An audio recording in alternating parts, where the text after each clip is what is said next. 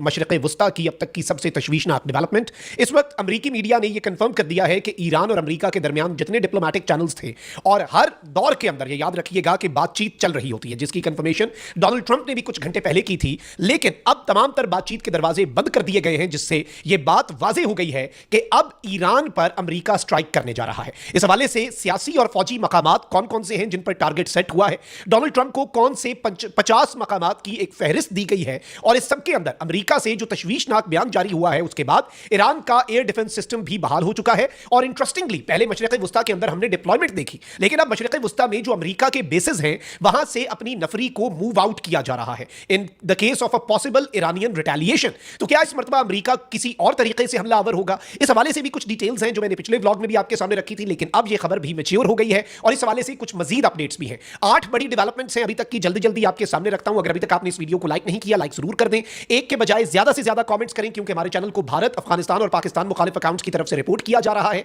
इस रिपोर्टिंग का असर जाहिर आप करना आपके हाथ में है कि आप ज्यादा से ज्यादा कमेंट्स करें। सबसे पहले तो नाज़रीन किराम, इस वक्त रॉयटर्स जो कि दुनिया के अंदर एक मौकर और सबसे क्रेडिबल न्यूज एजेंसी समझी जाती है, उसके हवाले से उसने एक बहुत बड़ा क्लेम किया। ईरान और अमरीका के दरमियान बढ़ती हुई कशीदगी के दौरान दोनों ममालिक के आला हुकाम के दरमियान बराह रास्त राब्ते मुनक़ता हो गए हैं, जिसके बाद मुमकिन हमलों के खदशात में इजाफा हो रहा है। खबर रसां एजेंसी रॉयटर्स के मुताबिक एक सीनियर ओहदेदार ने नाम जाहिर न करने की शर्त पर बताया है कि ईरानी वजीर खारजा अब्बास इराक़ची और अमरीका के खुसूसी एलची जो स्टीव कॉफ हैं उनके दरमियान राब्ते थे, लेकिन अब ये राब्ते मुअत्तल हो चुके हैं। ये पेशरफ्त एक ऐसे वक्त में सामने आई है जब अमरीकी सदर डोनाल्ड ट्रंप ईरान में गुज़श्ता 2 हफ्तों से जारी मुजाहिरों के बाद सख्त क्रैकडाउन पर मुदाखलत की धमकियां दे रहे हैं। गुज़श्ता रोज ट्रंप ने यह कहा था कि ईरान के मुहब्बे वतन लोग एहतजाज जारी रखें, अपने इदारों पर कब्जा करें, मदद पहुंच रही है। कातलों और जुल्म करने वालों के नाम याद रखें, उन्हें बहुत बड़ी कीमत चुकानी पड़ेगी। अच्छा, ये जो ट्रंप के नुमाइंदे खुसूसी हैं जिन्होंने ईरान की लीडरशिप के साथ डायरेक्ट राब्ते मुनक़ता किए हैं, जिसके बाद अब फौजी मुदाखलत और फौजी हमला और एयर स्ट्राइक्स जो हैं उनके हवाले से खदशात बहुत ज्यादा बढ़ गए हैं। This is the main thing, ये याद रखिएगा। और इस सब के अंदर अब यह भी बताया जा रहा है कि इन्होंने, ये जो नुमाइंदा खुसूसी है डोनाल्ड ट्रंप के फॉर दिस रीजन, इन्होंने जो शाह ईरान के साहबजादे रजा पहलवी हैं उनके साथ एक खुफिया मुलाकात की है। डोनाल्ड ट्रंप ने कुछ दिन पहले कहा था कि ही seems like a nice guy, लेकिन अभी मेरी उससे मुलाकात नहीं हुई। लेकिन अब ट्रंप एडमिनिस्ट्रेशन के टॉप ओहदेदार ने उनसे मुलाकात भी की है और ये एक खुफिया मुलाकात बताई जा रही है। This is something very huge. फिर इसके साथ ही साथ मैं आपको यह बता दूं कि इस वक्त ईरान जो है उसने मशरिक़ वुस्ता में अमरीका के इत्तेहादी ममालिक को यह पैगाम दे दिया है कि भाई आप हमसे शिकवा ना कीजिएगा, हमारी मजबूरी होगी। अमरीका ने हम पर हमला किया तो हम आपकी सरजमीन पर मौजूद अमरीका के इंटरेस्ट जो हैं उन्हें निशाना बनाएंगे। अब 2 बड़ी खबरें इस रीजन के 2 अहम तरीन ममालिक के हवाले से, उनसे भी आपको समझ आ जाएगा कि कुछ होने जा रहा है, हलचल है। एक तो ईरान में भारतीय सिफारत खाने ने तमाम भारतीय शहरियों को फौरी ईरान छोड़ने की हिदायत कर दी है। इससे पहले सिर्फ गैर जरूरी सफर से गुरेज का कहा गया था, लेकिन अब सिफारत खाने ने तमाम भारतीय शहरियों बशमूल तलबा, जायरीन, ताजिरों और सयाहों को हिदायत की है कि वो दस्तयाब जराए से ईरान छोड़ दें। भारतीय सिफारत खाने ने हिदायत जारी की है कि भारतीय शहरी ईरान में मुजाहिरों और एहतजाजी मकामात से दूर रहें, सिफारत खाने से राब्ते में रहें। और इस सबके अंदर पाकिस्तान जो कि इस रीजन का एक बड़ा इंपॉर्टेंट प्लेयर है और पाकिस्तान इन तमाम तर चीजों के ऊपर एक बड़ी बेहतरीन नजर रखे हुए है, तो पाकिस्तान ने भी एक बड़ा काम किया। ईरान में मौजूद पाकिस्तानी शहरियों और तलबा के लिए वजारत खारजा में एक कोऑर्डिनेशन और मॉनिटरिंग सेल कायम किया गया है। मोफा में एक कोऑर्डिनेशन और मॉनिटरिंग सेल कायम किया गया है, व्हिच मींस कि भाई तमाम तर खित्ते के मुमालिक को यह लग रहा है कि एक बड़ा क्राइसिस जन्म लेने वाला है। तर्जुमान दफ्तर खारजा के मुताबिक कोऑर्डिनेशन और मॉनिटरिंग सेल ईरान की सूरत हाल के हवाले से पाकिस्तानियों के लिए काम कर रहा है। दूसरी जानिब ईरान में तैनात पाकिस्तान के सफीर मुदस्सिर टीपू ने कहा कि ईरान में मोबाइल और लैंडलाइन फोन से बैनुल अक़वामी कॉल्स की सहूलत बहाल है। मुदस्सिर टीपू ने कहा कि बैनुल अक़वामी कॉल्स की बहाली से पाकिस्तानी शहरी अब अपने अहल खाना से राब्ता तो कर सकेंगे, लेकिन इस सबके अंदर मैं आपको यह बता दूं कि पाकिस्तान ने अपने शहरियों को गैर जरूरी सफर जो है उससे गुरेज और हर मौके पर अपनी दस्तावेजात साथ रखने का कह दिया है। किसी भी लम्हे कुछ भी हो सकता है।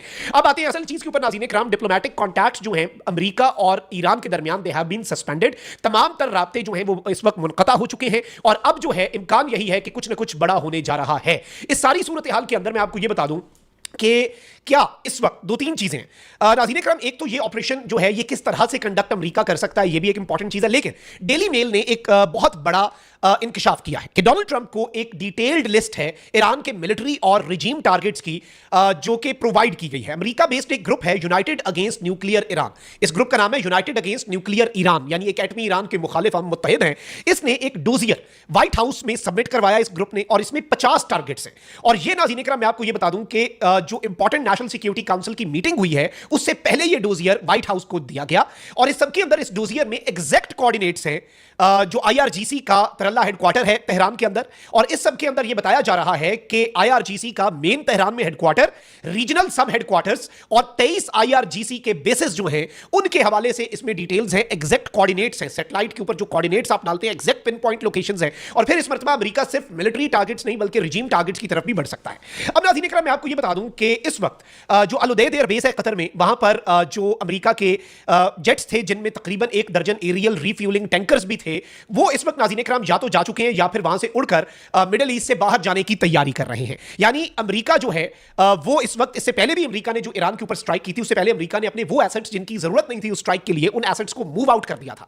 अब नाज़रीन इकराम जो लग रहा है वो ये है कि अमेरिका अपनी सबमरीन्स का इस्तेमाल करके क्रूज मिसाइल्स जो हैं उनके जरिए ईरान के ऊपर एक बहुत बड़ी स्ट्राइक कर सकता है। देखिए, अगर अमेरिका अपने इन बेसिस को यूज करता है तो ईरान फौरी तौर पर इन बेसिस पर अटैक करेगा। अमेरिका ने अटैक से पहले जो चीज डिसाइड करनी है वो डिफेंस है। अमेरिका ने देखना है कि कैसे अमेरिका जो जवाबी वार होगा ईरान का उससे बच सके। तो इस सारी सूरत हाल के अंदर मैं आपको यह बताऊं कि अब इवन एक तो यह चीज सामने आ रही है कि अमेरिका की स्ट्राइक एट एनी टाइम अब एक्सपेक्ट की जा रही है। The whole region is on high alert. India Pakistan की आप देख लें एडवाइजरीज, फिर जो मशरिक वुस्ता के मुमालिक हैं उन्होंने अमेरिका को कहा है कि भाई ये जंग ना करो, बड़ा काम खराब हो जाएगा, अमेरिका पर भी इसका लामोअला असर पड़ेगा, ऑयल की पूरी इंडस्ट्री उड़ के रह जाएगी। लेकिन अमेरिका ने जो करना है वो करना है। उसमें अमेरिका मिडिल ईस्टर्न जो प्लेयर्स हैं जो कि खामोश हैं पब्लिकली, लेकिन बैक एंड पे अमेरिका को ये कह रहे हैं कि भाई ईरान के ऊपर स्ट्राइक ना करना। अब सवाल ये है कि अमेरिका ने वेनेजुएला के अंदर जो ऑपरेशन किया उसमें तो अमेरिकी कमांडोज भी गए।